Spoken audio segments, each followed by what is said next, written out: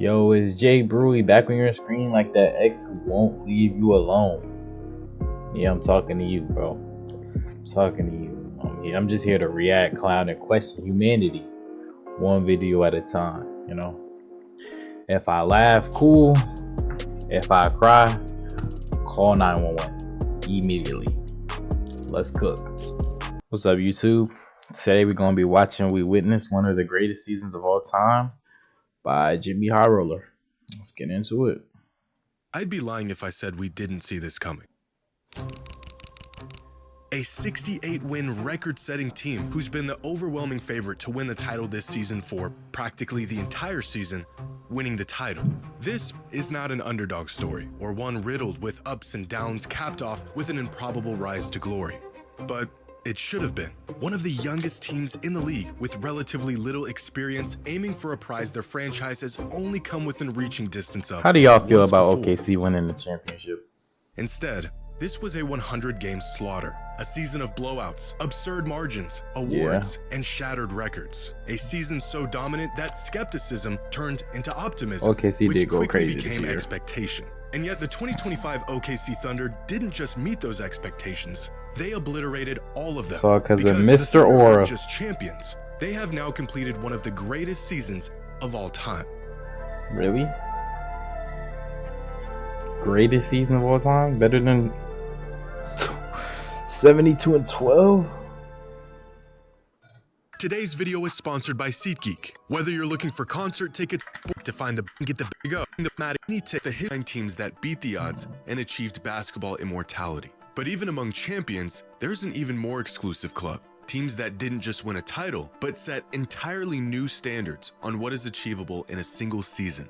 Of these 79 title-winning teams, only 8 of them achieved these 3 key metrics: a net rating of at least 10, an average margin of victory of at least 10, and at least 65 wins throughout the regular season. Those teams are the 71 Bucks, the 72 Lakers, the 92, 96, and 97 Bulls, the 08 Celtics, the 2015 Warriors, and the 2017 Warriors. These 8 teams are basketball royalty. So dominant that winning a championship was more of a victory lap than it was a testament to just how great they were. And without exception, all of these teams are regarded as the greatest teams or single seasons in NBA history. And now, a 9th team has been added to this exclusive 2025 OKC. The 2025 OKC Thunder. But to say they have simply entered this club would actually be an understatement, because throughout the 2025 season, the Thunder finished with the 6th best record of all time, the 2nd highest net rating of all time, and the largest margin of victory in the history of the league. By all measurable accounts, the 2025 Thunder have asserted themselves among some of the greatest seasons in the history of the league. In fact, they weren't just beating everyone. The Thunder spent the last 9 months completely eviscerating teams. In the NBA, a 20-point victory is cited as a blowout. On 29 different occasions, nearly a third of all of their games this season, 40? the Thunder were up on their opponents by like 20 2 points or 40-point more blowouts by the end of the 3rd quarter, which means 1 in every 3 games was already deemed a blowout before the 4th quarter even started. As the season progressed, the rapidly approaching realization that this team may just be having one of the greatest seasons of all time became clearer with each monumental beatdown. The MVP and scoring champion, a 23-year-old All-NBA guard by his side, not 1, but 2 all-defensive juggernauts. A rotation so deep, you'd swear they just subbed in another starting unit. It didn't take an analyst to know we were watching something special. In fact, by the time the playoffs rolled around, a very uncomfortable conversation quickly followed. They are 4 wins away, Demonze, from one of the single greatest seasons in NBA history. Like they've won 79 games between the regular season and the playoffs. They could be as extravagant and arrogant as they wish. They just aren't. Are we seeing the potential of an all-time great team here? The NBA should be worried. Is this team truly one of the greatest teams ever? Or at the very least, are they having one of the greatest seasons ever? A dialogue that was routinely and justifiably shot down every they get in the draft. To even enter that discussion, they first had to win a championship. Let me know in the comments. Something that we've seen countless good teams fall short of. But not this one. Checking the final box on a season that is now certainly in that rare and exceptional group. But of all the things this Thunder team has in common with the greats that came before it, how they managed to pull it off is what sets them apart. Among the requirements of nearly every championship team are talent, depth, defense, execution, and experience. Me personally, I got all of that. The one glaring hole in OKC's armor going into the playoffs was their lack of it. The regular season and the postseason have become so disconnected in recent years that winning 68 games in historic fashion isn't nearly convincing enough if you haven't proven yourself in the playoffs. That's crazy. And as we all know, the road to a championship usually takes years, with countless casualties along the way. Players coming and going. I was in the NBA back in 1987. Identities changing in search for a winning formula. But this team didn't just win it all. They won it way faster than they should have. Over the last 30 seasons, the average age across the NBA is about 26.8 years old. Throughout that same time span, the average age of championship-winning rosters is about 2 years older at 28.8 years old. Championship rosters are usually comprised of players with more experience, they're more battle-tested, and in many cases have spent years falling short of a championship before they finally achieve their ultimate goal. The 2025 Thunder being the exception, with an average roster age of just 24.8 years old. By far, the youngest team to win a title in nearly 50 years. In fact, most championship teams don't even have a single player, let alone an entire roster this young getting minutes in the playoffs. So not only have the Thunder just put together one of the most complete and dominant seasons the league has ever seen, the youth is taking over, bro. Ahead of schedule. So what is next for a team that essentially checked off every single box in a season? The burden of proving they can do it again.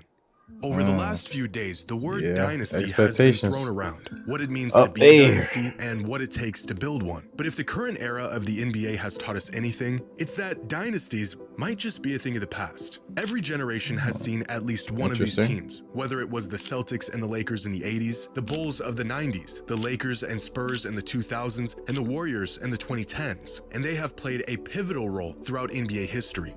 At least they did, up until recently. Since 2019, the NBA has seen a different champion every year. 7 different teams across 7 seasons. The longest span of unique title winners in NBA history. As if winning a championship wasn't difficult enough, winning another one is magnitudes more difficult. And in recent times, it has become nearly impossible. With every team that shows signs of building something that will truly last, comes the stark reminder that it probably won't. Players seeking greener pastures, a championship run often bringing out the egos in everyone involved. They lose sight of the team. Sometimes it can simply be a logistical nightmare to keep a winning team together. Injuries can throw off timelines, young players get too expensive, old players get even older, the mileage adds up, and the window closes a whole 2K lot graphics right here, expect, boy. Which means one of two things is true. Either we are truly in the era of parity and analytics, the speed of information, modern-day roster constructions, and the depth of talent has made it virtually impossible to build a lead on the competition, or there will be a dynasty of the 20s. We just haven't seen it yet, but we may be looking at one in the making.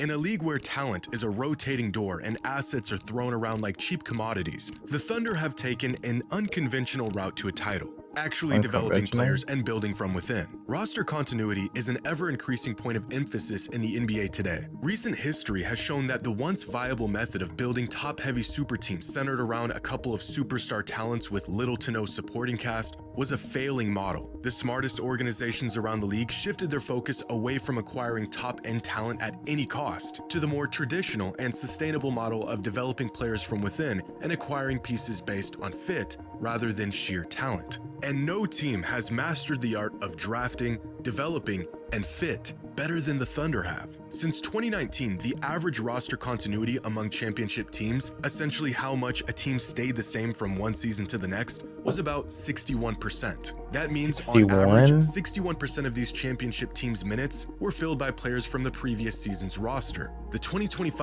See, and that's what I think needs to change, bro, because the younger players deserve a chance too. You know what I'm saying? Like, the Thunder's championship proves it. Because there's nobody over, I won't say nobody, but like, most of the team is under 24. Like, that's crazy. And they just won a championship.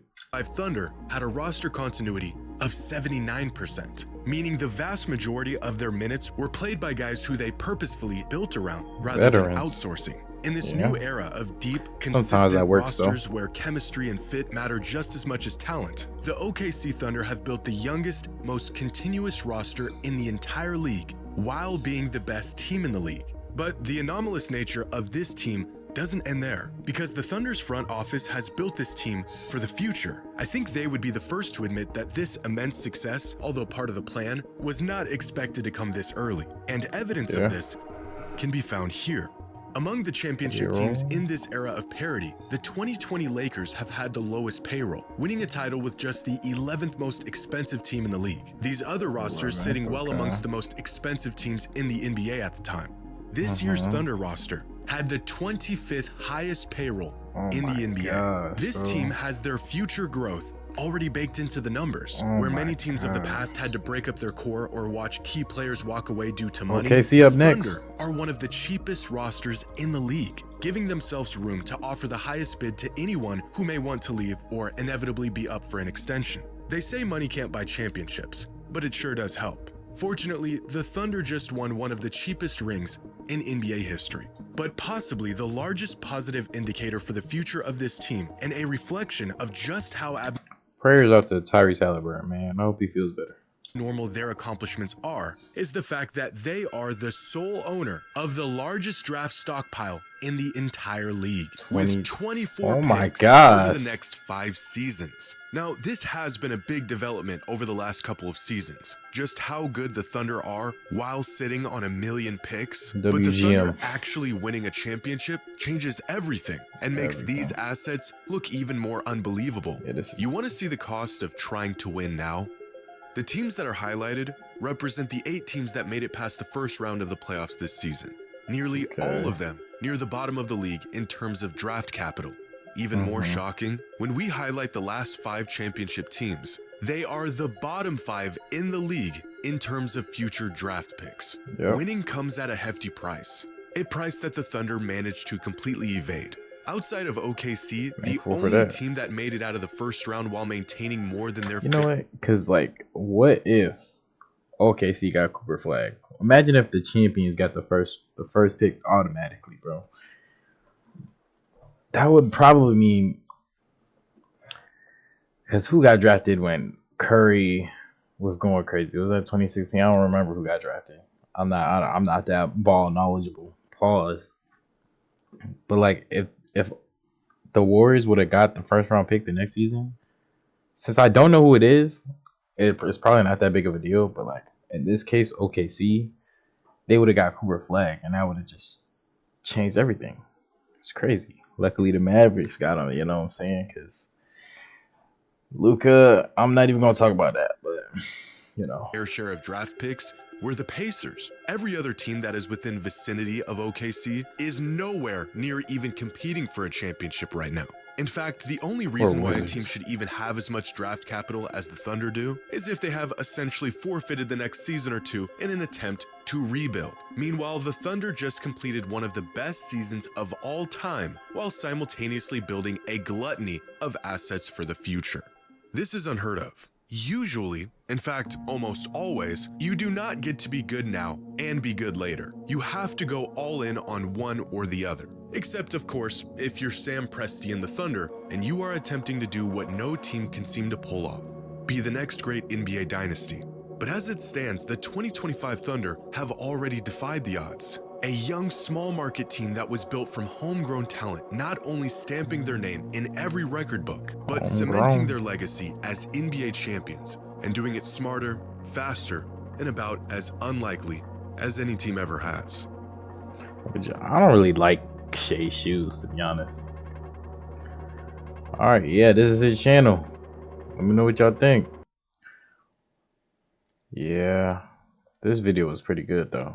Like, OKC, they're up next though, for sure. For sure, bro. I don't know what's gonna happen next season. Depends on the rookies, really, because this draft class was pretty good. Let me know how y'all feel about this video in the comments. Let me know in the comments. You know, yeah. Peace out.